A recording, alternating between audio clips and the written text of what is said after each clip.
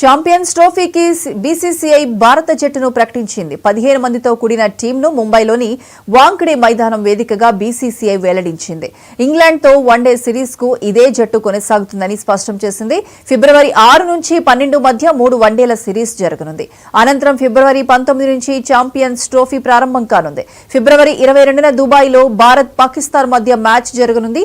Group దశలో భారత్ మొత్తం 3 మ్యాచ్లు ఆడనుంది. ఫిబ్రవరి 20న బంగ్లాదేశ్తో, 23న పాక్తో, మార్చి 2న న్యూజిలాండ్తో టీమిండియా దుబాయ్ వేదికగా తలపడనుంది. దాదాపు 8 ఏళ్ల తర్వాత ఈ ఐసీసీ టోర్నీ జరగబోతోంది. దాయాది దేశం పాకిస్తాన్ ఆతిథ్యం ఇస్తోంది. భారత్ ఆడే మ్యాచ్లు యూఏఈలోనూ జరగనున్నాయి.